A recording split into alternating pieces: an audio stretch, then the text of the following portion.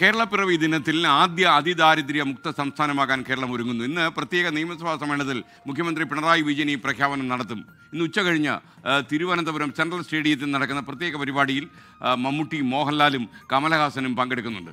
അതിദാരിദ്ര്യമുക്ത പ്രഖ്യാപനം ചെപ്പടി വിദ്യയാണെന്ന് പ്രതിപക്ഷം ആരോപിക്കുന്നു. ആർ ശ്രീജിത്ത് വിവരങ്ങളുമായി തിരുവനന്തപുരത്ത് ചേരുന്നു. Sreejith, good morning. ആദ്യം വരുന്ന റിപ്പോർട്ടറായതുകൊണ്ട് കേരളപ്പിറവി ദിനാശംസകൾ. എസ് കെ എന്നും കേരളപ്പിറവി ദിന ആശംസകൾ. ഇന്ന് കേരളം മറ്റൊരു ചരിത്ര നേട്ടത്തിലേക്ക് കുതിക്കുകയാണ്.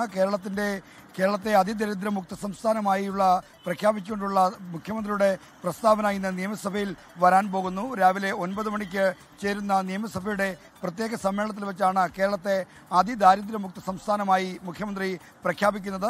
പ്രത്യേക പ്രസ്താവനയിലൂടെയായിരിക്കും ഈ പ്രഖ്യാപനം നടത്താൻ പോകുന്നത്. കേരളത്തിൽ 64,000 അതിദരിദ്ര ജനങ്ങളുണ്ട് എന്നായിരുന്നു കണ്ടെത്തൽ. അവരെ അതിദാരിദ്ര്യത്തിൽ നിന്ന് മോചിപ്പിക്കാനുള്ള നടപടികൾ പൂർത്തീകരിച്ച ശേഷമാണ് സർക്കാർ പ്രഖ്യാപനത്തിലേക്ക് കടക്കുന്നത്. എന്തായാലും കേരളം ഒരു ചരിത്ര നേട്ടത്തിലേക്ക് കുതിക്കുന്നു എന്ന ആത്മവിശ്വാസത്തോടെയാണ് ഈ കേരളപ്പിറവി ദിനത്തിൽ സർക്കാർ ഈ പ്രഖ്യാപനം നടത്തുന്നത്. നിയമസഭയിൽ ഈ പ്രഖ്യാപനം നടത്തുമ്പോൾ എന്ത് നിലപാട് സ്വീകരിക്കണമെന്ന് തീരുമാനിക്കാൻ രാവിലെ UDFന്റെ പാർലമെന്ററി പാർട്ടി നിയമസഭയിലെ പ്രതിപക്ഷ നേതാവിൻ്റെ മുറിയിൽ ചേരുന്നുണ്ട്.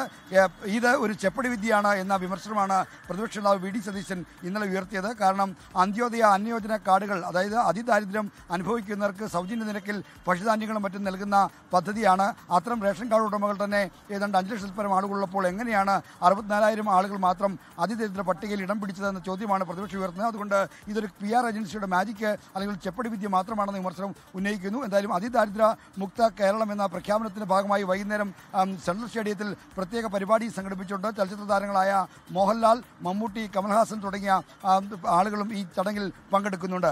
SK. Thank you Sreejith. എന്തായാലും അതിദാരിദ്ര്യമുക്ത പ്രഖ്യാപനം ഇന്ന് നിയമസഭയിൽ മുഖ്യമന്ത്രി നടത്തും.